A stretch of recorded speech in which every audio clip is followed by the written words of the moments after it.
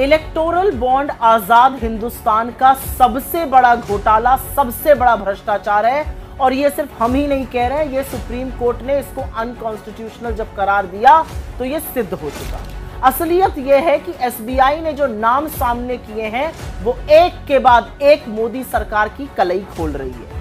अव्वल तो 6 साल के बॉन्ड का पैसा आया, विवरण और ब्यौरा सिर्फ 5 साल का ही दिया गया है। लेकिन जो बात उभर के आ रही है, सिक्के के 2 पहलू इसमें समझ में आ रहे हैं। एक है चंदा दो धंधा लो, लोग भाजपा को भर भर के पैसे दे रहे हैं और फिर वही भारतीय जनता पार्टी की सरकार उन लोगों को तमाम प्रोजेक्ट्स और तमाम योजनाएं दे रही है। दूसरा जो सिक्के का पहलू है वो है छापा वसूली।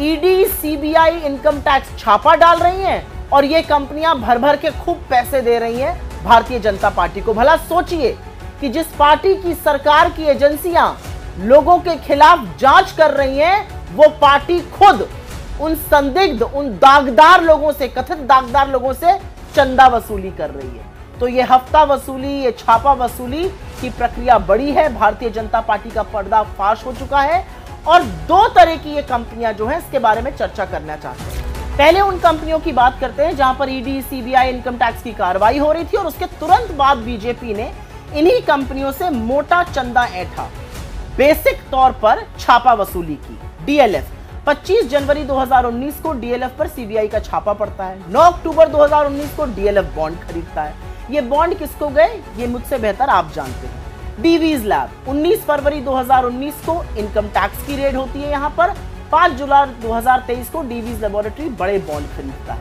नवयुग इंजीनियरिंग, इस कंपनी के बारे में आप जानते हैं।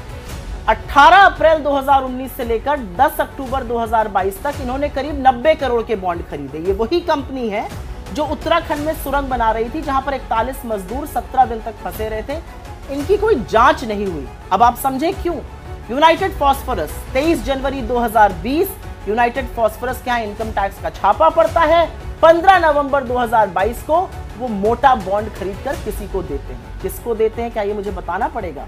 आईएफबी एग्रो 25 जून 2020 को आईएफबी एग्रो पर जीएसटी का छापा पड़ता है। 8 अक्टूबर 2021 को वो बड़ा बॉन्ड खरीदते हैं। किसको देते हैं। यशोदा हॉस्पिटल गाजियाबाद का है। 26 दिसंबर 2020 को इनकम टैक्स का छापा पड़ता है। अप्रैल 2021 से लेकर अक्टूबर 2022 तक इन्होंने 162 करोड़ के बॉन्ड खरीदकर एक पॉलिटिकल पार्टी को दिए। Hetero drugs and hetero labs 9 अक्टूबर 2021 पर इनकम टैक्स की रेड हुई।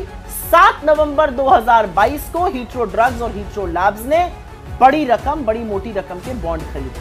हल्दिया इंजीनियरिंग 20 मार्च 2020 को सीबीआई की रेड होती है।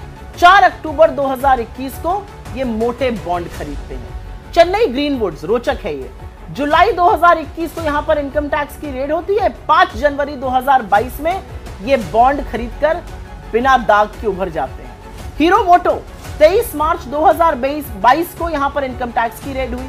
7 अक्टूबर 2022 को इन्होंने बॉन्ड खरीद लिया। Future gaming and hotel services, ये बहुत रोचक है।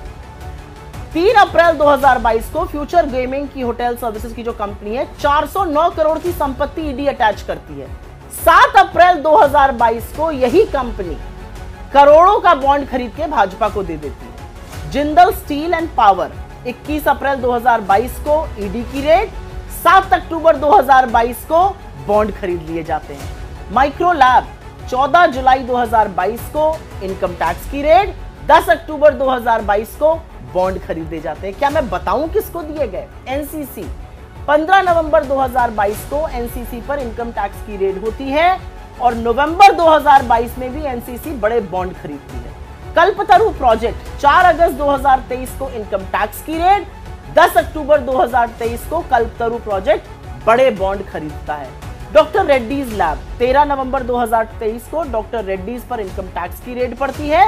17 नवंबर 2023 को डॉक्टर रेड्डीज बॉन्ड खरीदकर एक पॉलिटिकल पार्टी को देता है। शिरडी साई इलेक्ट्रिकल 19 दिसंबर 2023 को इनके ऊपर इनकम टैक्स की रेड पड़ती है। 11 जनवरी 2024 को ये भी बॉन्ड खरीदकर सुरक्षित हो जाते हैं। और ऑरबिंदो फार्मा 10 नवंबर 2023 में इनके एमडी गिरफ्तार होते हैं। 15 नवंबर 2023 में इनका बॉन्ड खरीदकर दामन साफ हो जाता है। ये फलसफा है। अब उन कंपनियों की बात करते हैं जहां पर चंदा दो धंधा लो शुरू हुआ।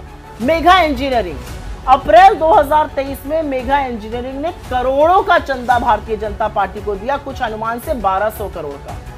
14,400 करोड़ के प्रोजेक्ट मिले हैं इनको।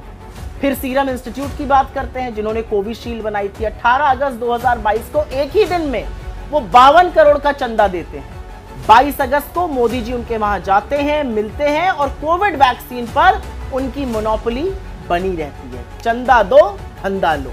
वेदांता 400 करोड़ का इलेक्टोरल बॉन्ड दिया और बदले में बीपीसीएल में हिस्सेदारी सौंपने का सारा इंतजाम भारतीय जनता पार्टी की सरकार ने कर लिया। Torrent power, Bharatiya Janata party को डाला 86.5 करोड़ और उनको 7 मार्च 2024 को, चाहे वो महाराष्ट्र हो या गुजरात हो, 47,000 करोड़ का प्रोजेक्ट मिल गया। आईआरबी इंफ्रा, जुलाई 2023 में करोड़ों का चंदा बीजेपी को दिया। सरकार की ओर से कुछ ही महीनों में लगभग 6,000 करोड़ का प्रोजेक्ट मिला। बात यहां पर खत्म नहीं होती है। अब आते हैं एप्को इंफ्रा पे। 10 अक्टूबर 2022 को एप्को इंफ्रा बड़े बॉन्ड खरीदती है और फिर एप्को इंफ्रा को 9,000 करोड़ के टेंडर सरकार द्वारा मिल जाते हैं। वंडर सीमेंट नाम की एक कंपनी है, नवंबर 2023 में बॉन्ड खरीदती है। 6 जनवरी 2024 को गुजरात में एक नई सीमेंट फैक्ट्री खोलने का ऐलान करती है। ब्राइट स्टार इन्वेस्टमेंट, ये भी बड़ा रोचक है। 6 मई 2019 को बॉन्ड खरीदती है और उसके बाद 2022 में असम की सरकार उनके साथ एमओयू साइन करती है कोई मेडिकल फैसिलिटी को बढ़ाने के लिए। और उसके बाद बात करनी पड़ेगी बड़े बड़े ग्रुप्स की, उसमें से एक मित्तल ग्रुप है, बड़े बॉन्ड दिए। अब विश्व की सबसे बड़ी स्टील फैक्ट्री इस समय गुजरात में बनाई जा रही है। मोटे तौर पर यह पूरी तरह से साफ है कि चंदा लिया भारतीय जनता पार्टी ने, धंधा दिया उनकी सरकार ने। एक्शन लिया गवर्नमेंट की एजेंसीज ने, ईडी, सीबीआई, इनकम टैक्स जैसी एजेंसीज ने। मोटी रकम, मोटा माल कमाया बीजेपी ने, मोदी जी की बीजेपी ने। ये भ्रष्टाचार खत्म करने की जो बात कहते थे वो सरासर गलत है, वो झूठ है, क्योंकि आजाद हिंदुस्तान का सबसे बड़ा भ्रष्टाचार खुद नरेंद्र मोदी जी ने रचा है, उसके रचयिता हैं। और इलेक्टोरल बॉन्ड से ये बात पानी की तरह साफ हो चुकी है।